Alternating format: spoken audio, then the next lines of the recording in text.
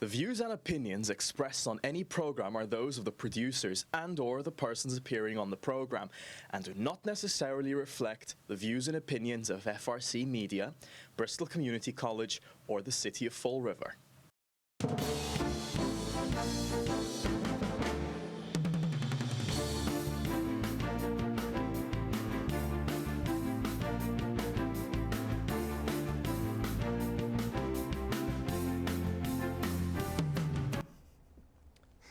Good afternoon. Welcome to another edition of Table Topics. Carlos, welcome. Yes. Bon tarde. Boa tarde. Boa tarde. All right, I thought I had it down. I've been trying to listen to other people when they were saying it. That's what they said to me. We'll take you one more time. You had to go there one more time to get that one right. I didn't have it right? All right, I just said it with an accent. That's all. Yes. But we are back for one more Table Topics show, and we have our shows taped here at the BCC studios, and it goes over the cable on channel 95. You can watch this show too on the Facebook page or YouTube channel. And if you're watching us over the cable and it's not a Wednesday night, it's because you're watching a repeat show. So please come back next Wednesday and we will have another show for you, a brand new show for you. John, it's been, believe it or not, it's almost a month that we got back. I was thinking about that the other day because this coming week is already August, beginning of August. So yeah, the summer's gone by quickly. Yes. Not looking forward to that. I'm not a fan of the heat. It's been really hot the last couple weeks, but I'm not a fan of it getting dark at 4 o'clock. I kind of like New England because of the 4 seasons. It seems like it's every time that we're getting at the end of a season, we already tired. We already want the next season. Yeah, you know. Yeah, that's true. Yeah. So we go from cold to from very hot to mild, and then to really cold, and then to back to mild again. Yeah. So it's like we got so used to. Yeah. I don't mind the cold weather. I'd rather it be cold than hot. Like 90 degrees. I'm just not a fan of it getting dark at 4 o'clock or 3:30 if it rains out. Well, I don't think they're changing the hours anymore. So whatever we got is now, it next year? I think it's is it this year or next year? They passed. I think that we actually already. All right. Well, maybe we'll following the new rules. Right, but maybe we will change it at 5 o'clock then. Maybe we'll get dark at 5. But we always can get dressed for cold. Yeah. We never can get dressed for hot. Yeah. No, you're right. Because it's so much clothes you can take off. Yeah, exactly. Yeah. That's without getting in trouble. Yeah. That's why I much prefer the weather. But I have to say, I think the perfect weather is probably the Azores and San Diego. Both about 70 degrees pretty much all year round. Yeah. So that's probably the perfect weather. The difference of the winters and the summer is on the winters you get more rain than the summer. Oh, okay. But weather-wise, it's temperature-wise, it's pretty close. Yeah. Goes down 10, goes up 10. Yeah. But it's pretty close weather there. I was preparing my Portuguese show, which I'm going to do next. And I was looking through some activities that's been done in Portugal, and one of them caught my attention.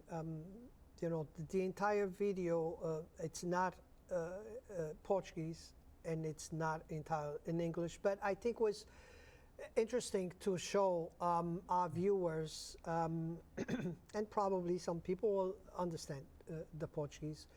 But is we never know who knows Portugal. Oh. And he is the son of John. Yeah, it's Julian. How many sons he had? He only had one. Lennon. Yeah, John Lennon. Julian Lennon. Sorry, and we were just talking about this. He only had the one son. Yeah, that I'm aware of. So he's one of the organizers that they started last year putting this event together, and guess what? In Setes Cidades. Yeah. This is the celebrate worth, and okay, you know, Earth, so they want people to be on the outside, a lot of green, and have this show. But this is the second year, and this year I believe they had 4 different bands. Okay. All Americans. Okay. Bands, so the reporter pretty much talks about how much effort to put this together, and how much equipment you need for a stage of that size. Yeah. Because every group has their own keyboards. They all have their own sound tables. Nobody can touch one band to another. Yeah. So and then they request so much stuff. So they have the leisure places where they're going to sit and enjoy the show and all of that. So, and they have to provide all this, because remember, these are professional bands. Yeah. And I mean, it's not a guy that goes with the CD and just pops the CD on and he lip syncs. Yeah. So I think we can show this report from Setes Cidades.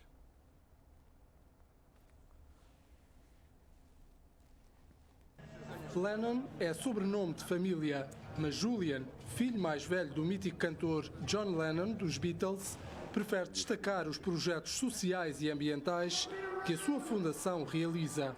Nos Açores, monitorizou a pegada ambiental do festival, que colocou as 7 cidades literalmente nas bocas do mundo. I was concerned initially about the concert, because, purely from a pollution standpoint, on multiple levels. But I still need to have that conversation with Nuno. I'm here as a friend, but also, I stand my ground. I'm not going to let him slide off easy, but he's done an amazing job. Aos elogios à organização soma outros tantos à beleza da Ilha de São Miguel, deixou alerta para o futuro. And I know that he wants to do this every year. He's got to be very careful with this, because he must maintain the beauty here. He must maintain, the green element here. No segundo dia desta espécie de Woodstock à açoriana, a música continua a ser o elemento de união entre o público e a natureza. Há quem assista aos concertos dentro de água, mas para que este concerto possa ser um sucesso, há toda uma logística que se vê por detrás do palco. Antes, durante e após os concertos, há muito trabalho a fazer. A logística e os números impressionam. É um palco único, nós temos no maior palco, tem 25 metros de boca e 20 metros de profundidade, tem 15 metros de altura, portanto, depois tem mais áreas de serviço, estamos a falar em mais de 300 metros quadrados de zonas de serviço. Nos bastidores deste festival com preocupações ecológicas, o transporte dos artistas no recinto é feito através de tuk-tuk. Cada camarim foi personalizado, foram atendidos diferentes pedidos feitos pelos artistas. Comprar os condicionados, até agora tem muitos de equipamento que temos que comprar aqui e ali, porque fazer resposta a tudo essas exigências. Nós temos uma regi ali com 100 metros quadrados, 4 follow spots, 6 mesas de luz, de som, de 6 mesas, cada um tem que tocar na sua, não podemos partilhar mesas. Os Girlfriends abriram o último dia do festival.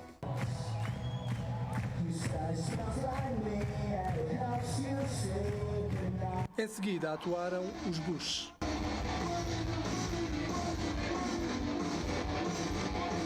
Com o cair da noite foi tempo de ouvir Sting de forma virtual.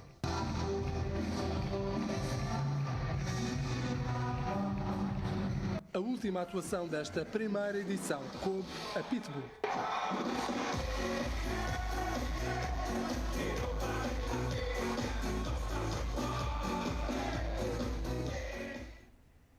Cool. So, I'm going to correct you here. Yes. I don't want to do that, but the Sting is British, even though he's probably got American citizenship.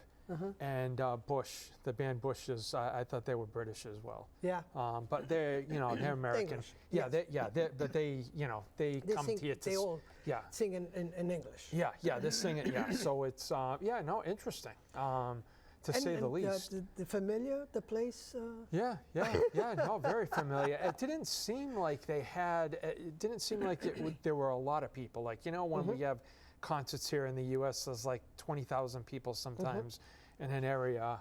So that's good. It was probably a little bit more quaint. Well, and, for Setes Cidades, believe me, it's a lot of people. Yeah, that is because it's kind Knowing of like, the town, that you know the town, so you know how small the town is. Yeah, that's a lot. To have all that people there, it's a lot of it's traffic headaches. Yeah, no, I can imagine. It was.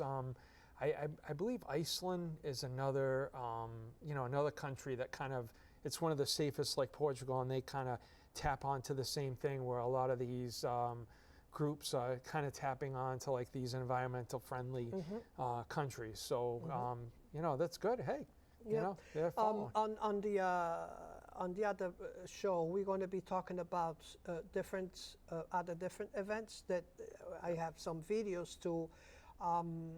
That one of them we used to do it here when again. Mr. Souza was alive.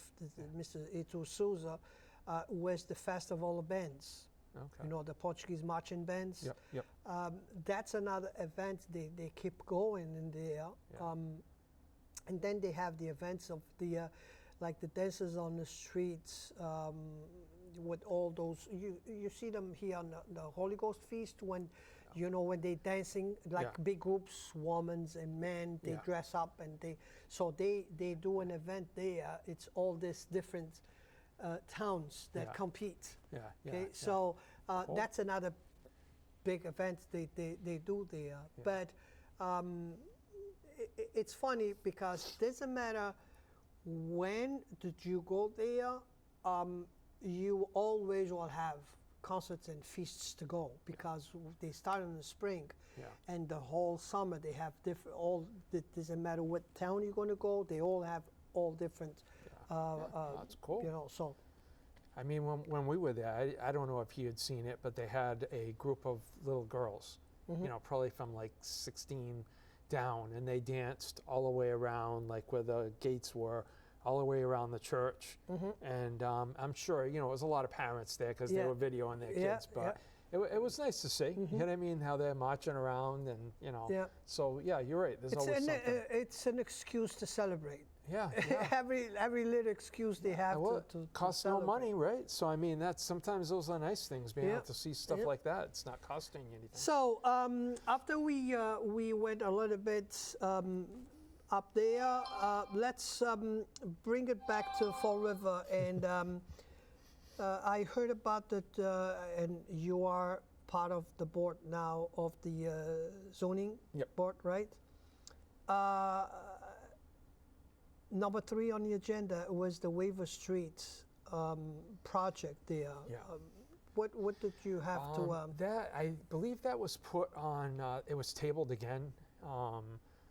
The organization had tabled it again, but I think they were proposing. It was people probably read it in the paper, like a 14-story building with 200 or 300 apartments in there. But the organization that's doing it, or the company, tabled it again until the September meeting. So who knows what's, they wanted more time to look at whatever, so. I just hope that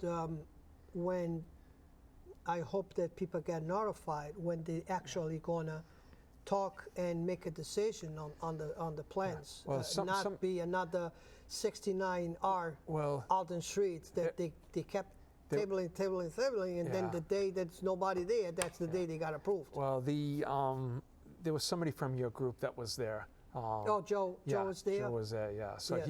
It was I heard that he was going to go. And he knows it's tabled till next month, so I'm sure he'll, attend again. So yeah, I mean, see what happens. I mean, apparently they're saying that all these apartment complexes have waiting lists, a lot of them. So people are, renting them. This you think it's just people curious to rent these apartments? No, I think people are actually renting because we've got a lot more now. People can work from home. So if you can work from home, why are you going to rent an apartment in Boston at like $4,000 a month when you can live at, say, that Riverview Towers for like $2,000 or $2,500 a month, and it's a nice location. The apartment's all brand new inside. So that has changed for a lot. I was surprised. I know 2 or 3 people that I haven't heard from in a little bit, heard from them, and they're working from home, which I was surprised because their company would have never allowed that maybe 5 years ago. It just wouldn't have worked. And they did it, and I know one person moved to New Hampshire. That's where they're originally from. They moved down here for work, and since they can work from home, they moved up there, and they're like, if you look at it, why not? You can probably get a decent house for $200,000 there, $250,000, as opposed to here, you're paying $400,000 for a new construction in Fall River. So why not go where you have more room to spread out? Well, I don't know how long this is going to last, this work from home actually going to last, because when companies come to the end of the year and they are struggling, the numbers are not, going up. Yeah. Because I did work from home for a couple of months, and believe me, I could not make my work being at home. Yeah, it's not every job you can do it. There are a lot more jobs that can work that way. I personally see this extending a little longer because there are people in these big cities like New York, DC, LA. They're not as safe as they used to be. I mean, there was a video on TV, I think it was yesterday, 2 police officers were in the subway, and I guess this kid was trying to jump over the turnstile. The cop grabbed him, and he just literally assaulted the cop, punched him in the face like 10 or 11 times, so much that 2 other cops had to come over. The guy was arrested, and he was out on bail within 2 hours, they said, and he had a prior gun charge. So until they get this crime situation under control in these big cities, people aren't going to go back. I just don't see it. They're going to say, no, it's not safe. And, you know what I mean? And then with COVID, now we got monkeypox. Then I heard there's this other virus in Ghana and Africa that's almost like Ebola, never been seen before. So as all these things come along, you know what I mean? There's still no way, if you work at a supermarket or a restaurant, obviously that kind of stuff, there's no way to get around it. I mean, you can't be taking the orders at home if you work at Chick-fil-A, you know what I mean? It's just, I find it difficult to do work from home because you have way too many distractions. This is, I compare as you work a night shift. Yeah. You get out of work at 6, 7 o'clock in the morning. Guess what? The supermarkets are open. Everything is opening. So instead of you going to bed, you're going shopping. You're going to do everything you want. You want it to stay up. The sun is coming out. You want to go in the pool. It's already 1 o'clock in the afternoon. You're still in sleep. You're going to go in the pool. But then you look at your clock. You say, I need to go back in for 11 o'clock. Guess what? It's 7 o'clock. I'm going to sleep 2 hours. Comparing to if you leave work 11 o'clock, you have nowhere to go. You go to bed. Yeah. No, I agree. It doesn't work for everybody. You have too many distractions. Yeah, you got to be disciplined. I personally think working in an office is a lot more distractions. And when I have gone into my office, you just hear everybody. You know what I mean? They're all talking to each other, not the water cooler, but they're at each other's desks. They're talking loud. You're trying to talk on the phone, or you're trying to concentrate. So it's just something that's worked for me. But I think, I know you weren't here in the 70s, and I was young in the 70s, but this is like nothing new. All this stuff happened in the 70s. We had inflation, which was just crazy.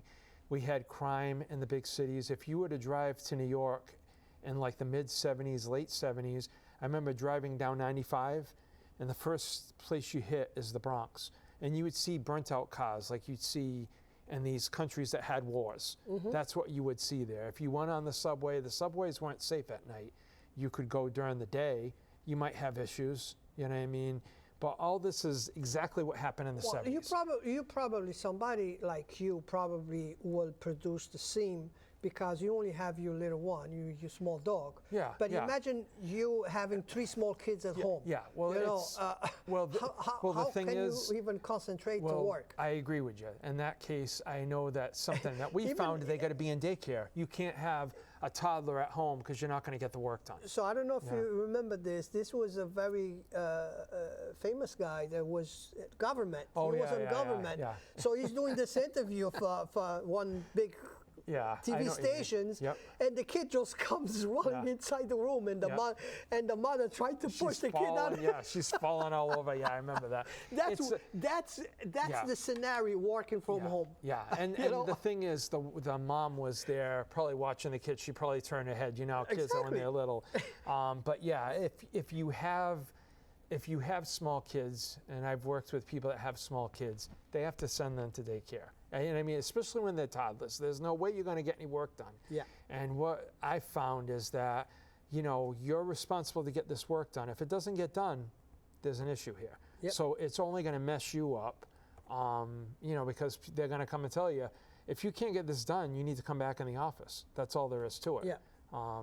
Yeah. So yeah, Shut the door. Now you're by that's- yourself, yeah. and you're going to produce. Yeah, so it's an incentive even for people that live in these big cities. I mean, most of the people I know don't take public transportation into the city anymore. They use their own cars. They just don't want to deal with the whole thing between COVID, between crime. They don't want to deal with public transportation. So, Talking about transportation, what's your idea about the train? It's getting closer. it's not going to hurt. You know what I mean? Every community that it has hit or come into, it's only improved things. Brockton, it's improved their unemployment rate. I'm not sure about their value of their homes. I think their multifamilies are higher than here. But I think every other community that it's come into, it has helped the community. You know, there's got to be a fine line as to, you know, ensuring that we can keep people that have been here for years here.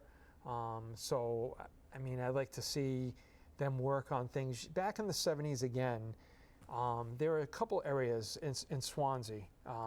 It's called Smoke Rise Circle. There's all these little single-family houses there. And back in the 70s, what they did was that was all for low-income families. So people, you know, people were working, but it was like low income, and that was a way of putting them into the middle class. They did the same thing in a couple areas in Dartmouth, in South Dartmouth. I'd like to see something like that happen again. And I know they're looking at the whole What's Upper Heights area to do that. So, I mean, you know, it's kind of we're in this situation in this country. If you have nothing, you're eligible for things. If you have a little and you work, you're not eligible for anything. You have to lie. Yeah. Well, yeah, I'm not saying people have to lie. I'm just saying that, you know what I mean, there's no happy medium. If you're working, you know what I mean, it's, We are in this country, we are in a situation that either you don't have nothing, you get help, or you have a lot that you don't need help. Yeah. But if you're in between, the only way you're going to survive is if you lie. Yeah, well, I would hope that that's, You know. what I mean?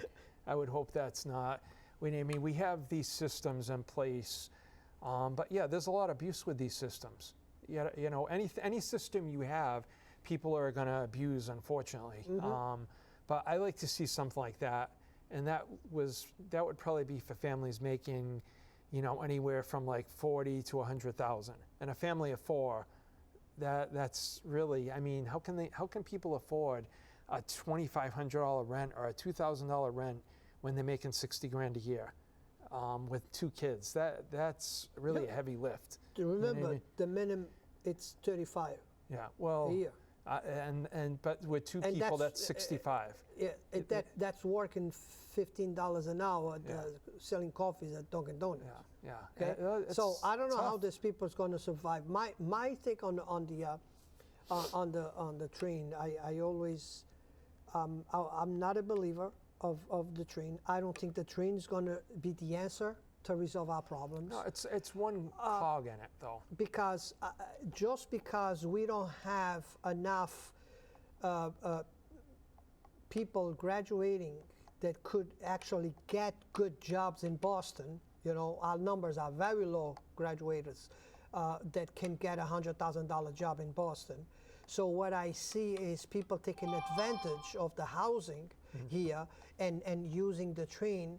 I'm not even think that we're going to end up with a lot of people using the train to go to work in Boston, because the money and the time you're going to save, it's the same. Yeah. It's either you on a car or you're on a train, and the time that's going to take you by train is going to take you by car. Either you go straight with a car or you're going to stop in towns and get there at the same time. So I really don't see, you know, a win-win. I think it's helpful for people here, for example, to go to doctors. You know, in Boston we have Mass General, we have Beth Israel. We have a lot of like world-renowned hospitals there. I think it's helpful with that. I think if you want to go see a Red Sox game, a Celtics game, it's helpful that. If you want to go to some of the museums there, I think for people that live in Fall River, it's going to be nice to have that, because it costs a lot of money to park in Boston, anywhere from $30 to $50 for an event. So if you could take the train up, if it was like you and your wife, you could probably get away with, you know, maybe spending $40. So and you don't have to worry about driving up there. You just get on that train, you get off here. But yeah, I mean, is it going to be the end all? I don't know. It's not going to be the end all. But you're going to see some people move down here. But as somebody that went up there and worked there for 15 years, it's not going to be someone that's going to do that for 30. There aren't a lot of people that are going to do it. It burns you out. You leave at, you know, I used to leave at 5:45 in the morning. I'd get home at 6:30 at night. That was a normal day. So it burns you out. And most people I know that do it, especially the younger kids now, I know a couple of kids that are in their 30s that have done it, and they last maybe a year. You know, us as older, we're a little bit more. The ends of the lines is Fall River, Boston. That's the ends of the lines. Yeah.